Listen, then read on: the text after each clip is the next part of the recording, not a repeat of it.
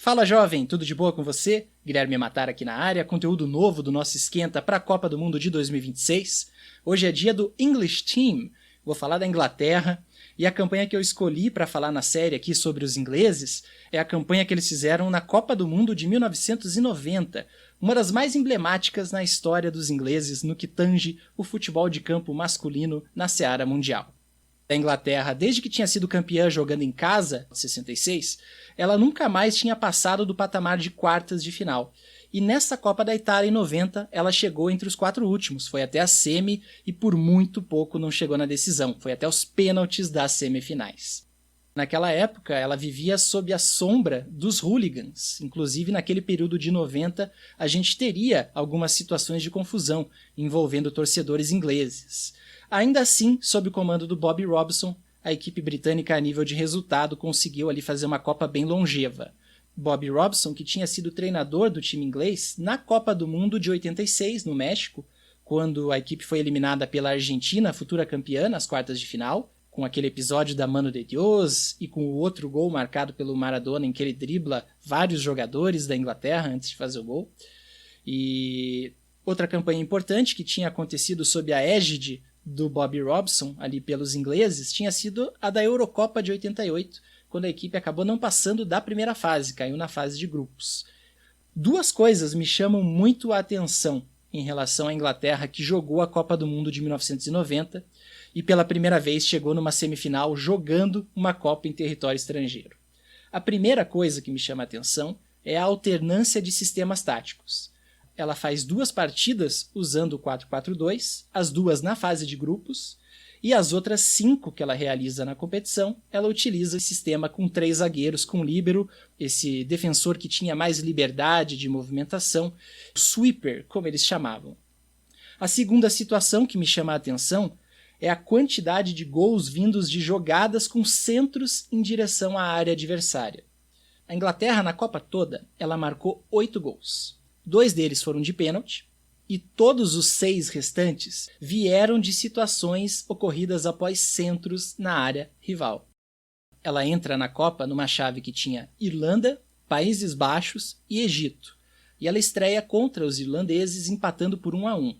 A Irlanda tinha um detalhe legal de se comentar que ela era treinada pelo Jack Charlton, irmão do Bob Charlton, e que assim como o Bob tinha sido campeão mundial em 66.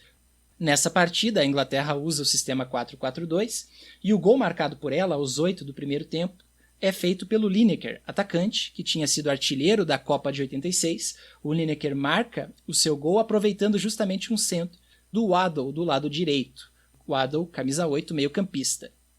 Na partida seguinte, contra os Países Baixos, que eram então campeões europeus, a Inglaterra usa o sistema com 3 zagueiros na Copa de 90 pela primeira vez, com a entrada do Wright na formação titular.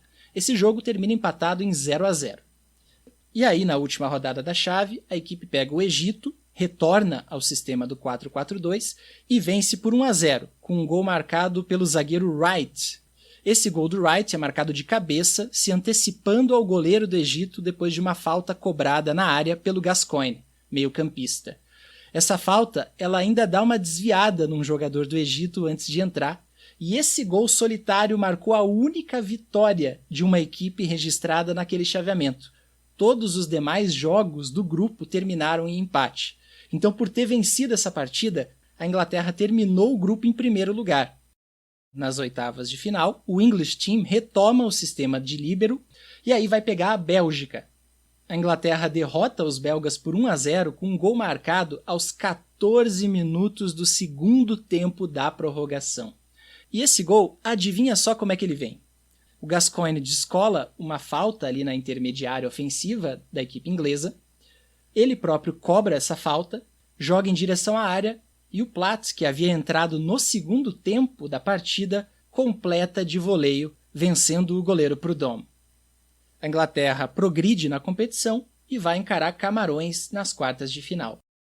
Nessa partida, a equipe inglesa ela sai na frente com um gol de cabeça, gol marcado pelo Platt, depois de um cruzamento do Pearce, ala esquerdo, naquela formação.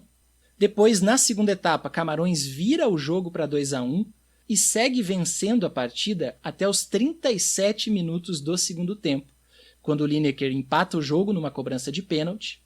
O jogo vai para a prorrogação e em outro pênalti, aos 15 do primeiro tempo, do tempo extra, o Lineker mais uma vez faz um gol e a Inglaterra vira e vence por 3-2. A jogada que resultou no segundo pênalti marcado para a Inglaterra na prorrogação, ela tem uma participação muito importante do meio-campista Gascoigne. Ele que dá um passe para o Lineker em profundidade, a arbitragem assinala a penalidade e o atacante camisa 10 marca o gol que classifica a Inglaterra para sua primeira semifinal em 24 anos. A Inglaterra então vai encarar a Alemanha Ocidental nas semifinais, sai perdendo já no segundo tempo, quando aos 35 da segunda etapa, na rebarba de um centro vindo do Parker, que atuava como ala direito, o Lineker consegue fazer o gol de empate. O jogo termina 1-1, vai para a prorrogação, ninguém marca, então o jogo vai para os pênaltis, e nas penalidades a Alemanha Ocidental vence por 4-3 e se classifica para a decisão. As 3 primeiras cobranças feitas por Lineker, Beardsley e Platt são convertidas, aí o Pearce e o Waddle desperdiçam as 2 últimas. O Pearce acaba sendo defendido pelo goleiro alemão Ilgner e o Waddle chuta por cima. Com isso, então, a gente perdeu a grande oportunidade de ver uma final entre Inglaterra e Argentina 4 anos depois do episódio da Mano de Dios, porque a Argentina já estava garantida na decisão, quando a semifinal entre Alemanha Ocidental e Inglaterra acontece. E aí imagina o que seria, né? Porque você tinha remanescentes daquele jogo de quartas de final de 86 jogando na Inglaterra titular de 90, assim como o próprio técnico inglês, Bobby Robson, que era o mesmo treinador. Tinha tudo para ser um episódio muito interessante, uma possível final entre Inglaterra e Argentina, mas não aconteceu. A Alemanha Ocidental foi para a decisão, enquanto a Inglaterra foi para a disputa de terceiro lugar, encarar a dona da casa naquela Copa, a Itália. E deixa eu dar um adendo legal para nós brasileiros no que diz respeito a essa semifinal entre a Alemanha Ocidental e Inglaterra. Esse jogo ele foi apitado pelo José Roberto Wright. Enfim, na disputa de terceiro lugar, a Inglaterra vai encarar a Itália e acaba superada por 2-1. Todos os gols do jogo foram feitos no segundo tempo. O gol da Inglaterra, que foi o gol do 1-1, foi marcado pelo Platt aos 35 minutos da etapa complementar, feito de cabeça depois de um cruzamento do Dorigo. Dorigo que estava jogando como ala esquerdo titular naquela disputa de terceiro. Então, com esse 2-1, a Itália terminou a Copa do Mundo em terceiro, e a Inglaterra encerrou seus trabalhos naquele certame na 4ª colocação. Enfim, jovem, esses eram os aspectos que eu queria falar sobre a campanha da Inglaterra na Copa do Mundo de 90, numa Copa em que eles tiveram no elenco alguns jogadores importantes, como o goleiro Peter Shilton, o Wright, defensor, o Gascoigne, o Waddle, Lineker, artilheiro da equipe, né, Brian Robson, que começou a Copa do Mundo como titular ali no meio-campo, e como capitão da equipe, mas se machucou e teve que sair da formação também, outro cara legal de se mencionar, assim como o Barnes, que foi um titular habitual do lado esquerdo da Inglaterra. Ele é legal da gente mencionar porque no 4-4-2 ele foi aproveitado como meia pela esquerda e aí na formação com 3 zagueiros, com líbero, ele passou a ser adiantado.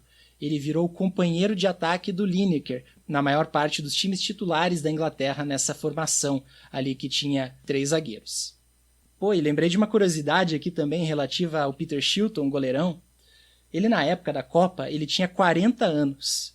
E ele era mais velho do que o treinador do Brasil naquele período. O Sebastião Lazzaroni comandou a seleção brasileira na Itália com 39. Veja só, o Shilton era mais velho que o nosso técnico e estava lá jogando, sendo importante para o English Team, dirigido pelo Bobby Robson. Agora sim, ponto final nesse episódio do Esquenta da Copa do Mundo de 2026. Um abraço, até a próxima.